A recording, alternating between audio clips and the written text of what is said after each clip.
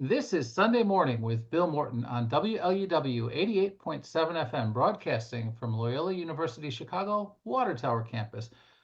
Proud to have with us today Jennifer Vollen-Katz, Executive Director of John Howard Association. Welcome, Jennifer. Hi, thanks so much for having me. So we previously did have an interview with along with Trudy Leong on CAN TV. We covered a lot of different things, but for our new audience here on WLUW, could you describe the John Howard Association? Sure. The John Howard Association is a statewide, independent, nonpartisan prison oversight organization.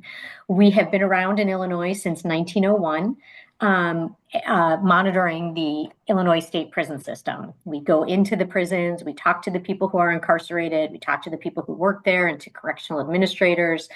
We gather as much information as we can in order to inform the public and stakeholders about the realities going on inside of our prisons. And we do this for a few different reasons.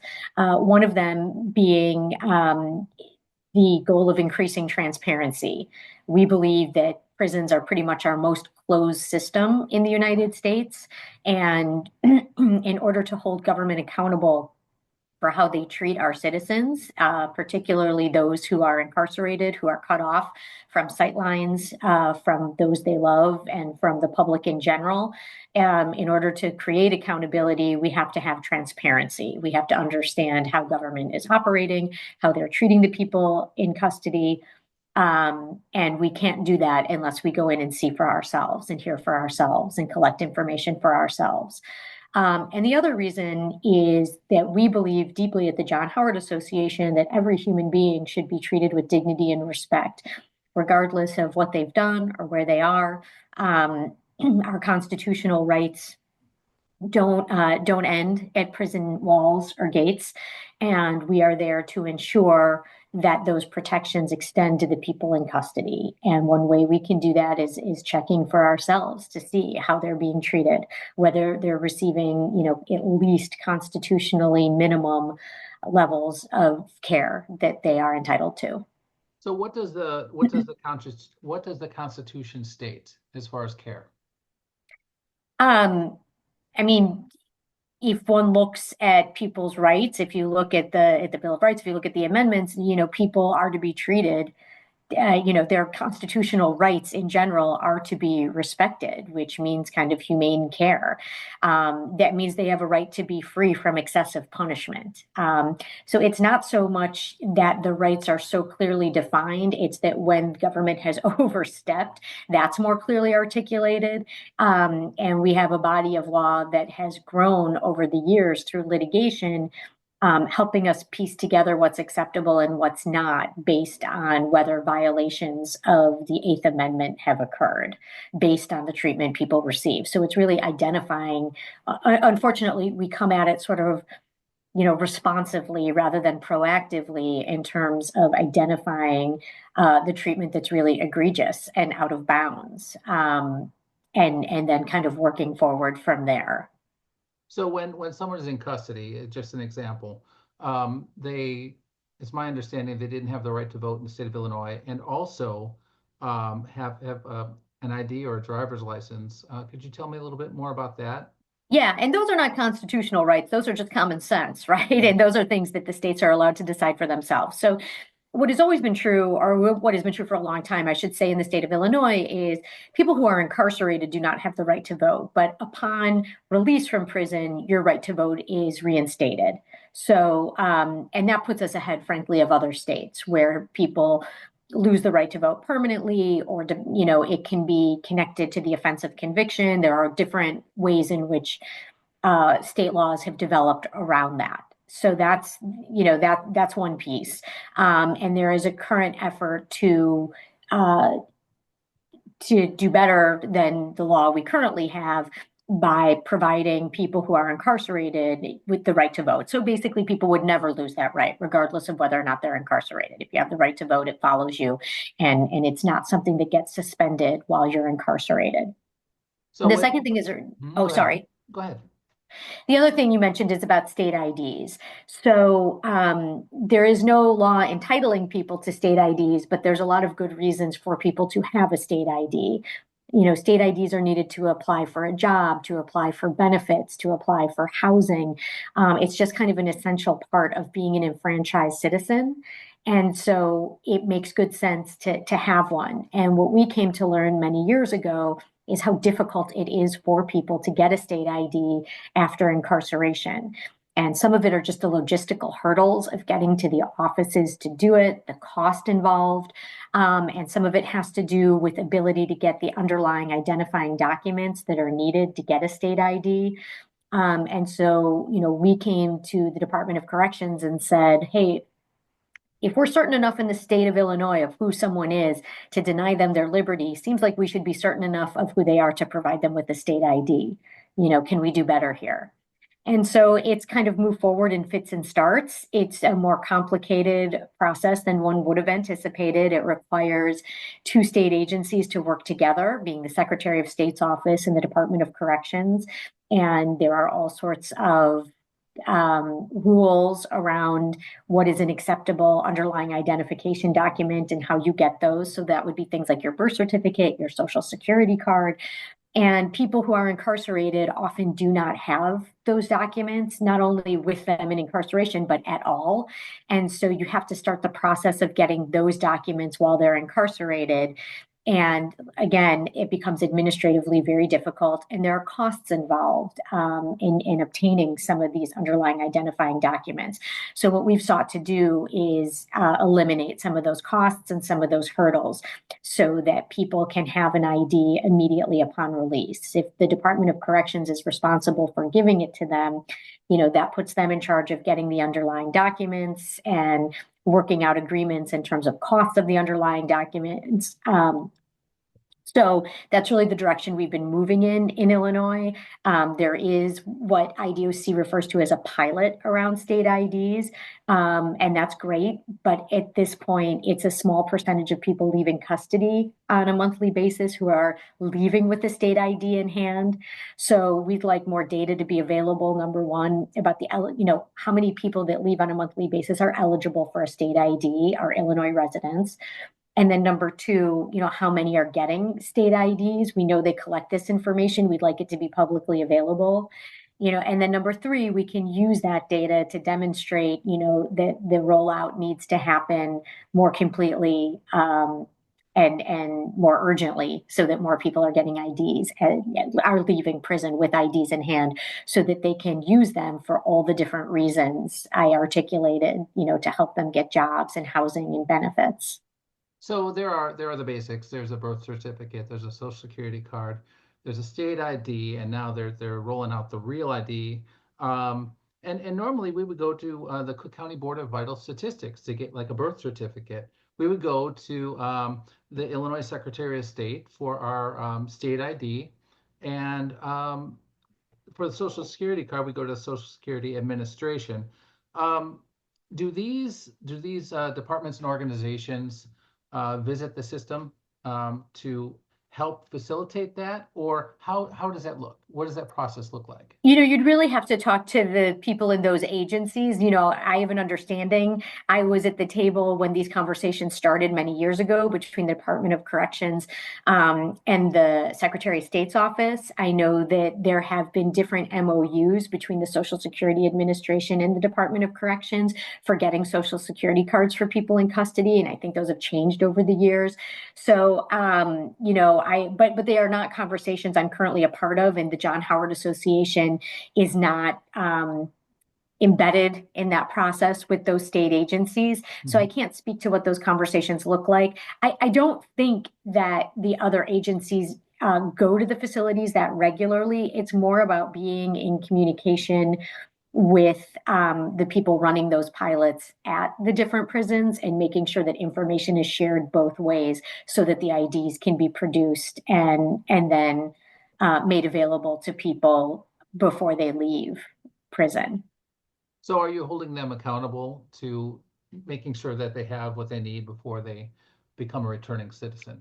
We're certainly trying to. As I said before, we are an independent organization. That means we're not mandated, we're not funded by the government, and the access we have to prisons is given to us by the Illinois Department of Corrections. They do it by agreement, which is pretty unusual. So that means we can push on things, which we absolutely do, and we can advocate, but we don't have authority to investigate, to demand, to compel. So we ask for information. Sometimes we go to the legislature and push for initiatives that mandate the Illinois Department of Corrections publicly report data so that we can all see what's going on and better understand some of the things happening inside our facilities. And we have certainly been asking for this data around state IDs to be made publicly available so we can better monitor the progress of rolling out this program. So what about like an organization like PNAP? Are you working with them, or how is your relationship with them? So, I think very highly of them. They do very valuable work. They're in really a different space than we're in that they're direct service providers. So they are going into facilities and providing really important programming. And I think they do some work in the advocacy arena that's a little bit different than what we do. We are system monitors and oversight. We are not we don't do direct representation. We don't litigate. But what we do is take all that we learn and hear and see when we're in the prisons and use that to guide our advocacy efforts. We look at what are the things that are really a problem or not working well in our prisons right now that we can do something about. And for us, policy change can be done in a variety of different ways. It's not always a legislative initiative. We can be successful sometimes in conversations with the agency, pushing them for more information. A couple examples are information we've got them to voluntarily make publicly available, including operations and management reports, which are now available on their website on a regular basis. And as well as internal policies. We had been asking for years and we would bring it up over and over again. And now many of their policies are available on their website so people can better understand the rules that they are expected to follow while they're in custody. I think we do different things. We are certainly all, both organizations are in the space of recognizing the people who are incarcerated as human beings and hoping to build for their future success, but certainly their humane treatment and respect of their rights while they're in custody. But my understanding of what PNAP does is far more focused on specific program delivery for people while they're in custody. I'd like to hear more about this data. Does it become big data? Is it data that goes through the court system and the judicial system? Is this transparency and oversight? You said it's publicly available. Where could someone find this, and what kind of data would it include? At this point, there's a lot of data available. All the data I'm referring to is available on the Illinois Department of Corrections website. If you go under their reports, you can see a variety of different things. And we routinely check a lot of different reports, the operations and management reports, the quarterly reports. There are fact sheets that are often helpful for understanding, specifics about a particular population, whether it's the aging population or the female population. And this is one way we can make sure we understand certain aspects of the prison system. We spend a lot of time looking up the data before we go into a facility. So we have a clear sense of kind of who's in that facility, how many people are in that facility, incidents that may have occurred at that facility, how many days of lockdown have there been at that facility, things that help us ask more specific questions and contextualize information we're given while we're in the facility. And we constantly encourage people to check out the IDOC website for information. There's a lot more available there than people are often aware of. And some of it is in more usable formats than others. And it doesn't mean everything we'd like is there or that we don't want more. We're constantly pushing for more. In fact, right now, we are part of a legislative effort to mandate public reporting by the agency of contraband data, so that we can better understand what contraband is getting into prisons, how it's getting into prisons, the impact it's having in prisons, who's being caught with it, how they're being disciplined. and things of that nature. So, there's definitely a lot more information we'd like to see available. And I should also point out there is data that gets collected by ICJA, the Illinois Criminal Justice Information Authority, and that they are responsible for reporting. And in this case, I'm specifically referring to the Death in Custody Reporting Act. So we were part of a legislative effort to mandate that every criminal justice agency in Illinois that holds people in custody report a death that occurs in their custody to ICJA, and ICJA has the responsibility of reporting that data. It is really important, it is about transparency and government accountability to know who and how people in custody die. And it's one way of identifying abuses and neglect and how policies are operating. Unfortunately, it's look back. It doesn't help people in the moment. But we know from other jurisdictions and we know from history that it's an important way of identifying things that are not working or that are going wrong so that we can begin to put preventative policies and practices in place to better protect the health and well-being of people who are in custody. One of the shortcomings of the way the law is in Illinois is that the agencies have to report to ICJA. ICJA does not have the authority or the ability to get that information. So in other words, they don't go out and get the information. They can only report what's given to them. And in my opinion, there aren't enough consequences for not accurately reporting information around deaths that occur in custody. So that's something we're thinking a lot about how to improve upon so that information is more accurate and more readily available. Which will increase transparency and also the ability of, all of the stakeholders to hold government accountable.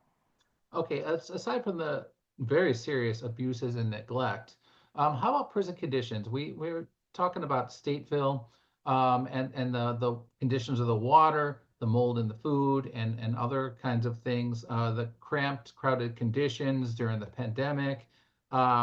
Like MERS, MRSA, SARS, and whatnot. Can you tell us about the conditions and the role you play in that? Sure. So, one of the really important aspects of our work and our reports is that we document the conditions inside the facilities. So when we go into the facilities on a monitoring visit, we are there to observe the conditions in the living units, in the common spaces, yard, dietary, program spaces, medical care, mental health unit, anywhere there are people, we hope to go so that we can see what's going on. And we are really intentional about seeking out specific populations within prisons that we know to be the most vulnerable or to be living in the most restrictive conditions, like people who are in restrictive housing. So that gives us a really good view as to what the conditions look like throughout the facility, not just in one space. And we document those, whether there's water issues, ventilation issues, issues with pests, rodents. Stateville is now completely depopulated. But one of the things we noted over and over again for years is, chunks of plaster falling from ceilings, the complete degradation of the physical structure, like sort of happening before your very eyes. So, we think that living conditions are hugely impactful and important. They are about safety and well-being and health. They absolutely, contribute to all of those factors for people. And truthfully, that's not just for the people who are incarcerated. It's for the people who work in those facilities as well. And, it's really something that that people need to be more aware of, and that we need to put, frankly, more pressure on our government to address. People should not be living in the conditions that are present in many of our facilities. And so, what we do at the John Howard Association is go in, see for ourselves, and document them over and over and over again. And sometimes those reports get used in litigation. Sometimes they get used for policy purposes, but we invite people to go to our website. Everything, we write, we share publicly. And it's our hope that people will use it for advocacy purposes or whatever purposes they have to advance change. Um, we can't do it alone. We're a very small organization, but we do play this unique role, and we try to the best of our abilities to use that to get information that isn't available to everybody and make it available to, we hope, everyone, but certainly anyone who's interested. So for government facilitated housing, such as the old Chicago housing projects, famously, or the prison facilities, um, like Cabrini Green, O Town, Elk Gardens, is there any? I'm certain there are many occasions where things like violence and crime, public safety issues, crumbling infrastructure, like gypsum falling from the ceiling, um, doesn't get reported and slips through the cracks. Have you found cases like that eventually that you found out later, that happened earlier and you found out after the fact? Well, I can't really speak to public housing. That's not where we Mhm. spend our time. I'm going to As an guess you're right example, about as an that. example, right? When it comes to our prisons, are there things that happen that we don't see that we find out about later? Mhm. Absolutely.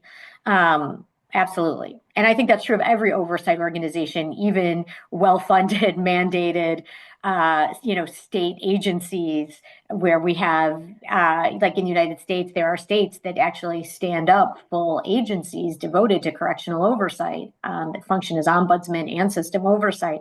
And the reality is you can't be everywhere all the time. But best practice is to have that kind of mandated, resourced, authorized oversight that is far more present in facilities than we're capable of being based on our size and capacity.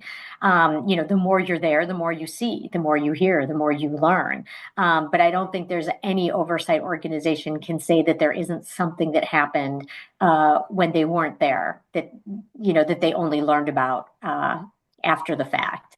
I think that is the kind of unfortunate nature, of a closed system, is that there are always going to be things that happen that other people don't see. And what are some of your biggest challenges? Well, there are a lot of challenges to the work. Being independent has benefits, but it also has challenges. I mean, on the plus side, we are not beholden to anybody, and we are free to say what we think, what we see, what we are not. We don't report to the legislative branch or the executive branch, so we don't have to run what we say or run our reports by an authority that may disagree with us or ask us to make changes. We do send draft reports to the Illinois Department of Corrections before we publish them. But we do that in order to, number one, ensure that they've read our reports, number two, to get updated data and to ensure accuracy of what we've reported. So it's not meant to be a gotcha exercise, our reports. It's meant to promote change, to document what's really happening and put forward recommendations to make things better. But not having the authority to investigate, not having the authority to get information or data that we know is vitally important to better understand how the system is functioning, how people are being treated, all of that are challenges to the work. And on the one hand, there are pluses and minuses to being resourced by the government, right? I mean, most offices that are resourced by their governments are much bigger than we are, have much more capacity than we do.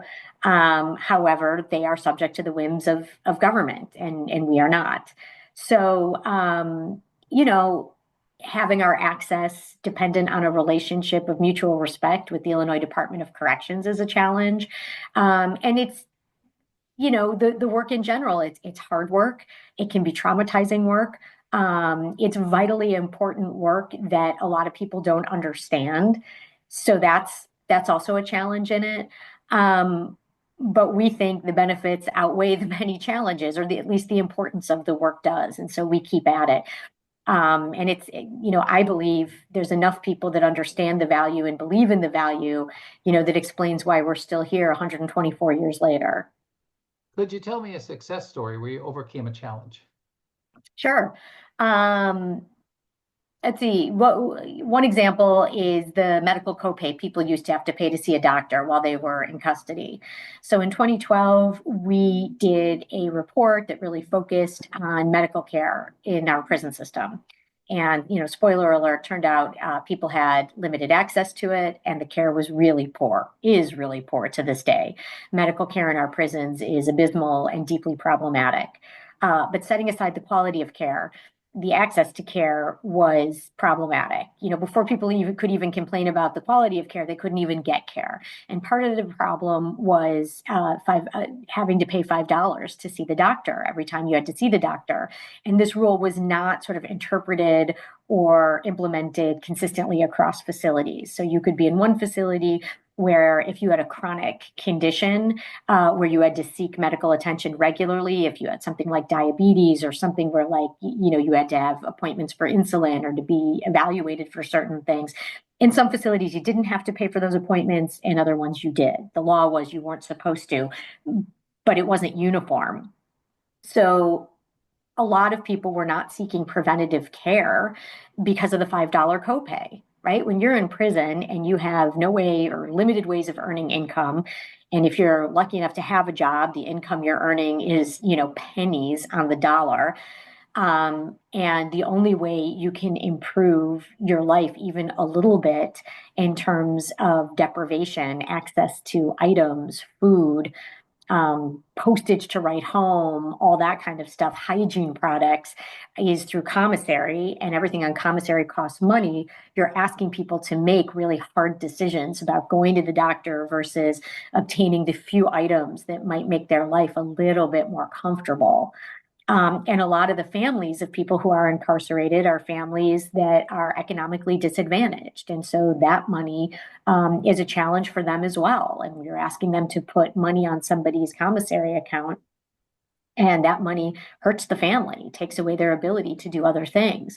So in 2012, as we undertook this report, one of the things that came up over and over again was people telling us how negatively impactful the $5 copay was for them, and how they didn't seek care because of it, and how health issues became worse because they didn't get care early enough. So that became something that we knew was a real problem and that we went to work on. And it took many years to get people to understand the issue, to collect enough data to convince legislators that this was an issue. But ultimately we did, and we were able to get the $5 copay abolished. First time out, the governor at the time did an amendatory veto. So we had to go back and try it again. And we were successful that time and had a different governor who signed it into law. And it was finally implemented, it became law and was implemented in January of 2020, which was pretty lucky timing in terms of the pandemic, because jurisdictions that still had medical copays for people in prison had to grapple with that, right? Because you wanted people to seek care during the pandemic. It was necessary for taking care of everybody in a congregant living situation. So while I wish it had happened far earlier, we were at least lucky that it wasn't yet another issue we had to contend with during the pandemic, the early days of the pandemic. You mentioned a little bit earlier in this interview about correspondence, and there's a story about um, removing paper correspondence because of drug smuggling within the paper fibers, and moving to a strictly e-commerce system. Do you have any part in that, or do you have any knowledge about that? We do both, yes to both of those things. So we're deeply aware of the issue. This has become, it really started this summer of 2024.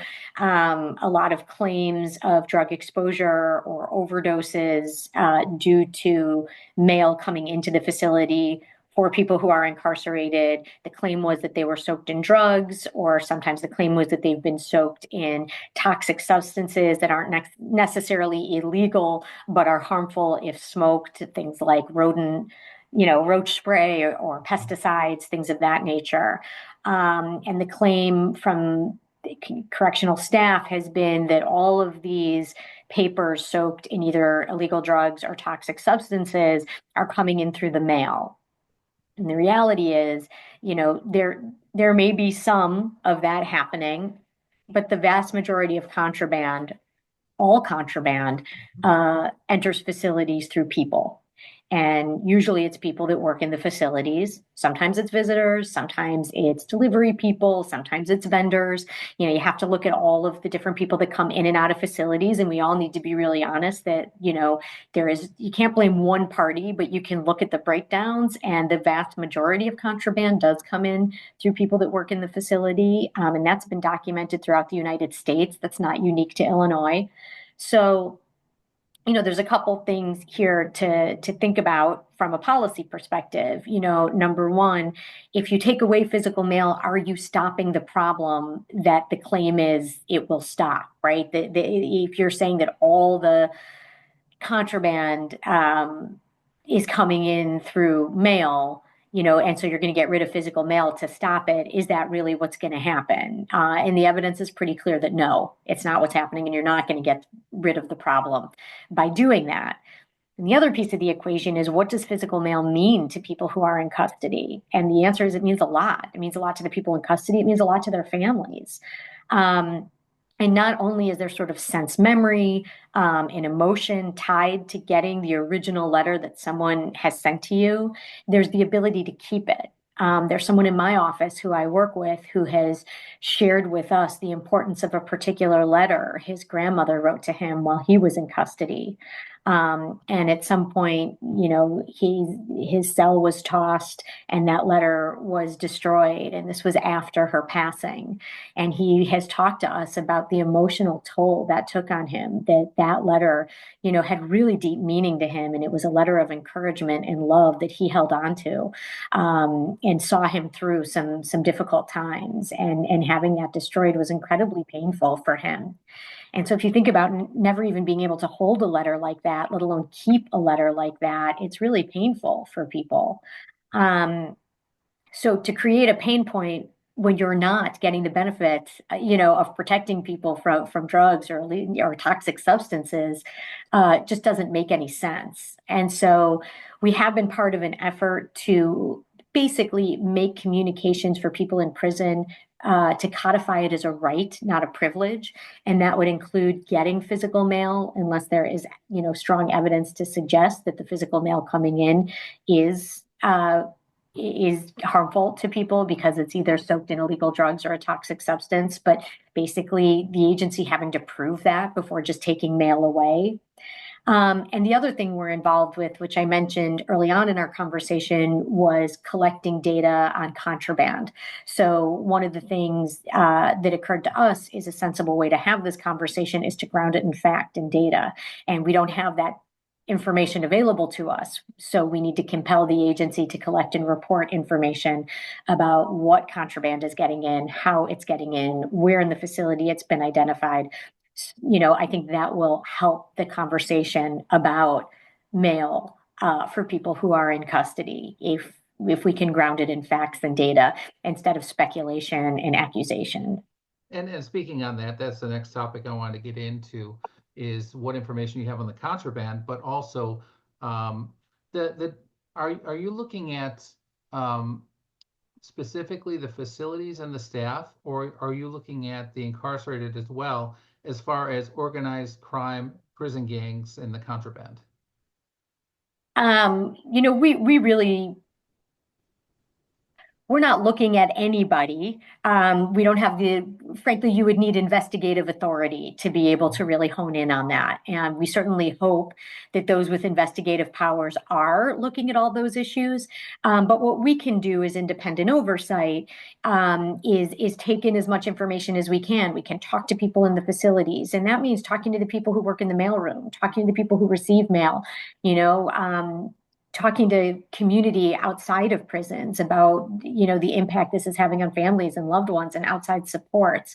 It means talking to staff about their experience with this, administrators, their experience with this. It means looking at the data and pushing for more data because we don't have enough available to better assess the realities of the problem, of the ways the contraband is getting in. It means looking at other jurisdictions to see what happened there. I mean, there are plenty of examples of jurisdictions that moved to mail scanning for people in prison, and then saw an uptick in drug overdoses in their prisons. So that's the role we play, and that's the kind of information, we look for and that we can get, and we use that to expose the problem and generate solutions. I can understand that a physical letter, is tactile. It's tactile, and it's something that's very valued when you don't have anyone else, especially if it's a passed away loved one. Absolutely. And, the way mail scanning would work in Illinois is it's not that someone would get a physical copy of the letter. The idea is it would be scanned and sent to a tablet. So in November of 2024, the state entered into a contract with a company called IC Solutions to have universal tablets for people in prison. So that means every person in prison will get a tablet free of charge that is technically the property of the state of Illinois.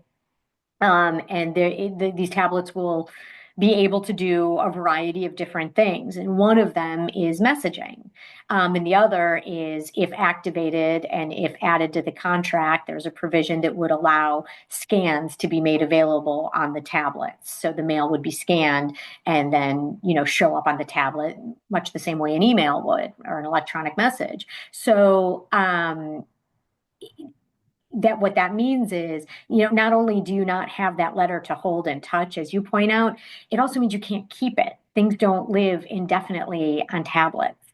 And you certainly can't take them with you when you leave. And so there's part of it is the permanency as well. It's being able to go back to something that's important to you, and you don't have that when you receive your mail through scan.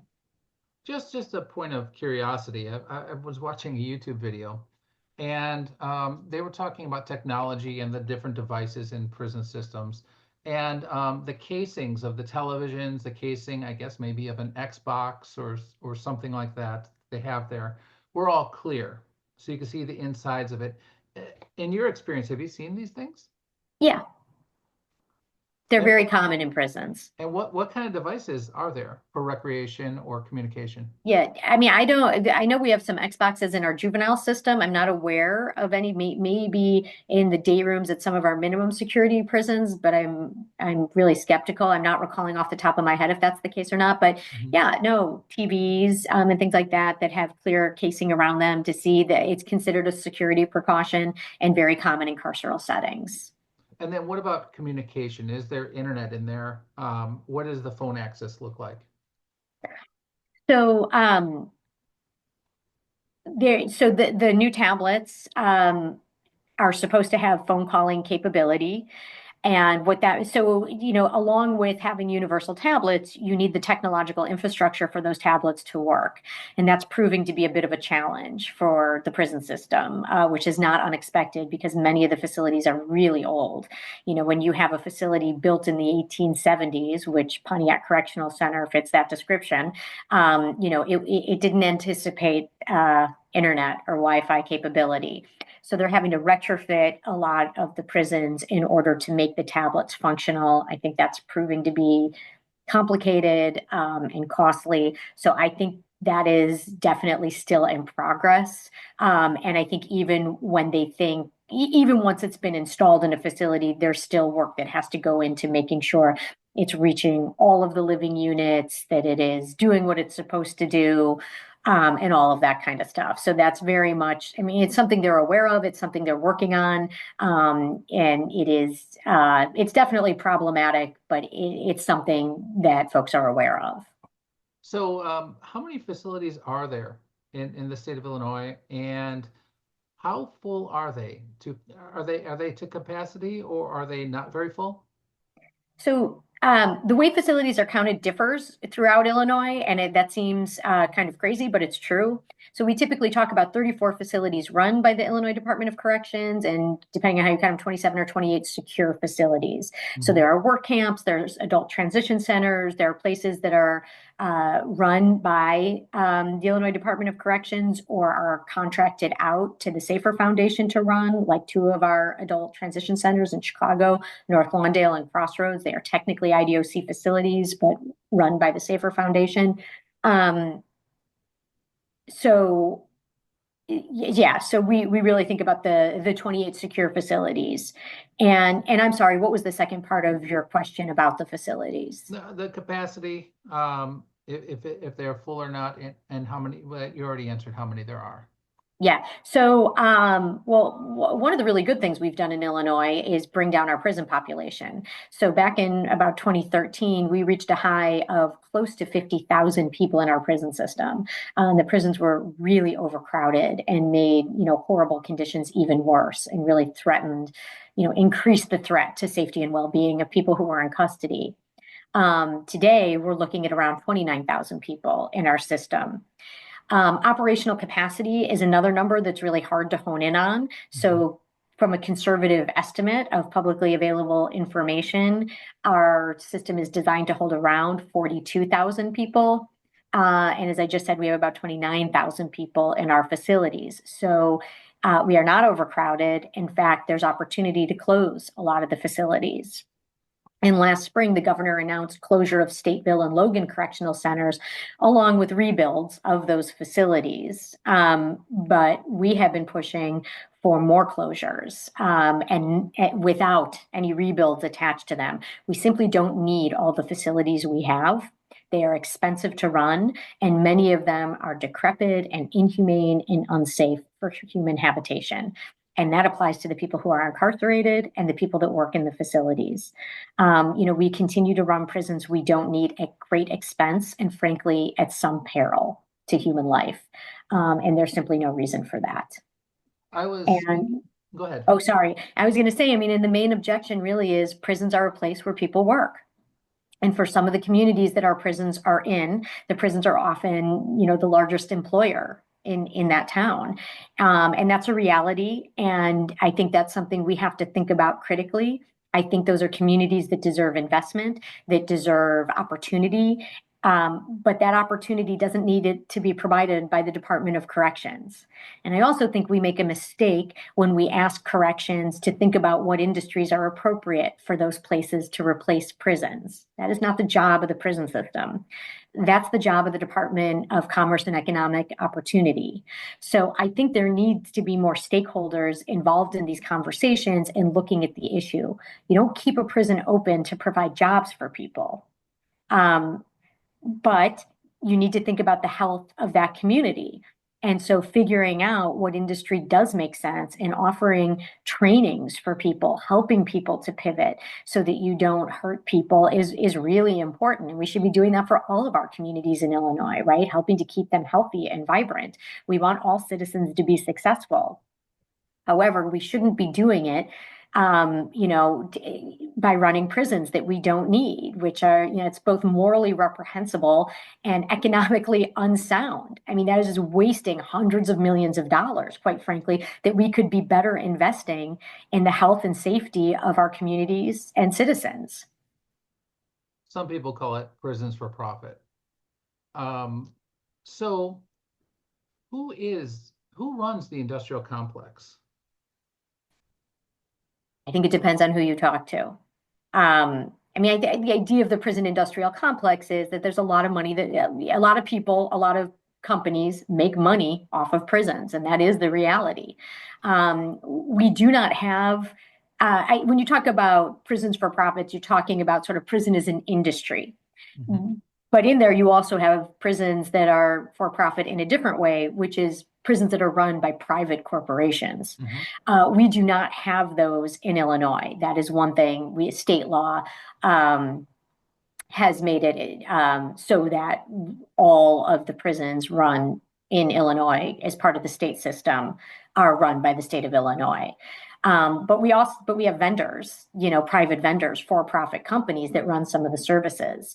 And we see problems with that. I think the best example of that in Illinois is probably healthcare with Wexford. It is a for-profit company. If you think about what that means in a healthcare context, Every dollar you don't spend diagnosing or treating someone is a dollar you get in profit. I mean, the incentives are just totally upside down when it comes to the health and safety of people who are in custody. And we see the ravages of that. People are not getting the health care they need and deserve and should have. So I think that's an example of what the prison industrial complex looks like and can do, right? When you put the profit motive ahead of the care of people in custody, you create some really bad structures and incentives that lead to horrible outcomes for people. And that's deeply problematic and something we all need to push back against. So if they're all state-run and there are approved vendors, we see this in the city of Chicago, politically, corruption-wise, campaign donation-wise, and all of this. If there are approved vendors and who approves the vendors? So I will say because of the kind of situation you just described where there's a lack of transparency around process and favors are given. Years ago, a law was passed in Illinois that governs how this state procurement. And on the one hand, it's really complicated. It actually really complicates contracts and delays a lot of things, unfortunately. I don't think we quite got it right. There's got to be a balance between sensibly entering into contracts, but also preventing, abuse of contract powers. And I don't think we've hit that mark, quite frankly. So there's a whole process for every contract that people enter, that one can enter into with the Department of Corrections. There's a whole, request for proposal process and ways in which the bids are evaluated. There's a website called BidBuy where you can take a look at some of this. So it is a rather complicated process. And it does not always yield the best results, quite frankly. And I'd love to get in the weeds with you on this one issue. The menu items, the pricing of the menu items from the approved. You mean on commissary? Yeah. No, not on commissary. The items from, yes, exactly. That's exactly what I'm talking about. Yeah, I mean, in general, so commissary is provided by an outside vendor. It's, they're a for-profit vendor. And, actually, this is where things get complicated when you start to look at how the state of Illinois enters into contracts. So up until about 2021, there were multiple vendors that provided commissary. They were much more regionalized because our prison system spans the state of Illinois, which some people don't realize is a huge geographic swath. Right? I mean, I live in the northern part of the state and I drive down to prisons in the southern part of the state and it can take me 7-8 hours to get there. So it's often really difficult to get one provider to be the statewide provider for something throughout the prison system, right? They might have a presence in one part of the state, but not the other. And so it was during COVID, those contracts were up, and the state moved to come into compliance with procurement laws, which meant having a statewide vendor for commissary. Unfortunately, there was no one vendor that could effectively provide goods for people in all of our prisons. And so on our visits, what we were hearing and seeing and letters coming to us from people who were incarcerated, there just weren't goods available for people to buy on commissary. There's out of everything. And it did coincide a little bit with what we were experiencing at that time universally, with it being difficult to get goods because of COVID. So, you had that, but layered in, you had this contract problem. So, it was really bad. Commissary shelves were just empty, and we saw that with our own eyes. And, interestingly, it put us sort of in alignment with the union, which doesn't always happen because staff were impacted by this as well. And at a certain point, our message to IDOC was, look, that's great to try and come into compliance with state law, but you've never been in compliance with that particular state law, and trying to do it right now is really hurting people inside. You're increasing levels of deprivation. Couldn't you go back and at least temporarily contract with your local vendors so there are goods inside? So that's, it's one of those things that can cut so many different ways. But yeah, in general, commissary can be really problematic. The costs of things, the availability of things, who the vendor is. There is a cap on what the markup can be on the items. It's still, in our opinion, too high and makes some of these goods too expensive. But I think you have to look at the whole of the contract and the, vendors and process to think about how we change that, right? It's not just the pricing that's a problem. There's a structural element that needs to be solved for. And then also, second part of that question, the building materials and the maintenance approved vendors, that would be a little bit different than commissary. Do you know anything about them? Do you mean like repair and replacement, like infrastructure? Yes. Yeah, that is different. And there's a whole process for that as well. And it goes so and some of that has to go through the Capital Development Board, and I believe Central Management Services is involved. So it's a little bit of a different process. And I don't think the agency has full autonomy in some of those contracts, but I am not certain of that. We're more concerned with getting deferred maintenance addressed and less about who does it. But there are rules around the contracts for those services and that work. And when Stateville closed and Logan closed, Logan is still running. Logan is still running. Is it closing? It is slated for closure. What they have been saying is that they won't close Logan until the new facility is built, which they estimated something like 5 to 8 years. Many of us think that's a mistake. Logan, as it stands, doesn't have 5 to 8 years. It doesn't have any time in it as a useful place. It, like Stateville, is, falling down around people's ears, quite frankly. It is an unsafe, inhumane place that is not fit for human habitation and should be depopulated quickly. So that's a different conversation, but Logan is currently still running, and the current plan is that IDOC is putting forward is that they would not close that facility until the new one is rebuilt. I don't even know that that's possible. I really don't think that, given the infrastructure issues and the physical plant conditions in that facility, that they can maintain it for as long as it will take to build something new for women.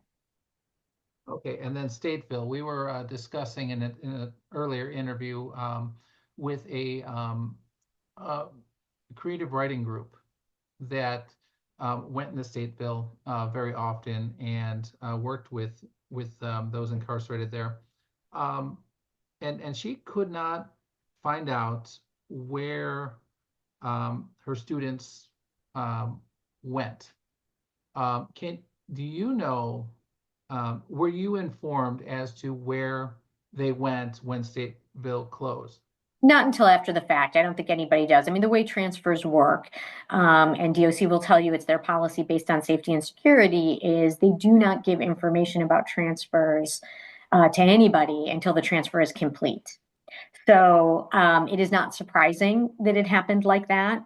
I know that for program providers, it was really difficult. I do think at this point, everybody has been located and identified, and I know that they were able to keep some cohorts together, some were not, and that was very disappointing. And I know that it's been challenging for program providers who delivered programs inside Stateville, which was the prison closest to the city of Chicago, to not be able to do that. And I understand that challenge. And frankly, Stateville had more post-secondary educational opportunities than in any other prison in the state. And as a maximum security facility, that's very unusual.